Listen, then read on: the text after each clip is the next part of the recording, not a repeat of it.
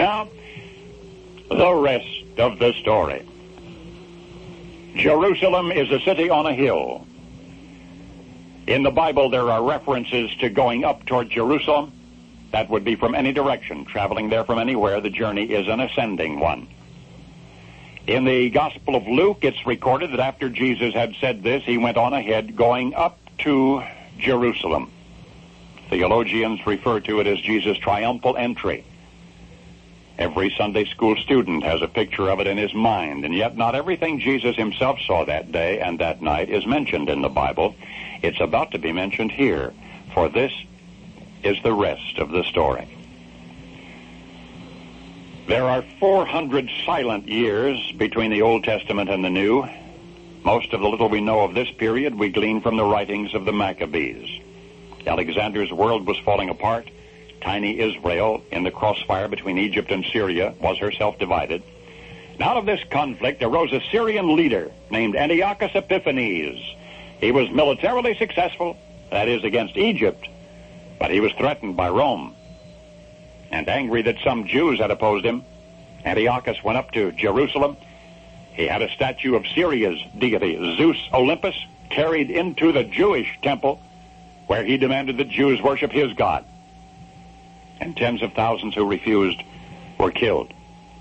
Antiochus was determined to force the Jews to follow him, and instead, after a bloody 3 years struggle, his troops were driven out of Jerusalem. But by now the Jewish temple, its altar, its Holy of Holies, had been desecrated. A heathen deity had been installed in it. A slain pig had profaned the altar. It would take much time and much ritual to cleanse and to rededicate the temple, and yet it came to pass. And the commemorative festival that ensued was the first ever celebration of Hanukkah. And later to that celebration were added the lights. The lights. The Hanukkah candelabrum has 9 branches with one symbolically taller than the others. From that taller candle in the menorah, the servant candle, the others are lighted. One the first night, an additional candle each succeeding night during the festival. Bible scholars tell us that Jesus made his triumphal entry into the city of Jerusalem during Hanukkah. The night before, approaching Jerusalem from below, Jesus could not have seen the hilltop metropolis, but for the lights. Now, there were no street lights, but rather what Jesus saw was a city aglow in the blackness, illumined by the tiny fires of many thousands of candles, Hanukkah menorahs, ablaze in the windows of the town. It was not then and there, but it was against this experience, it was against this backdrop that Jesus said something, the significance of which is rarely fully appreciated. You remember the point of displaying candles at Hanukkah time? The display itself is to let them be seen, to let the candlelight be seen.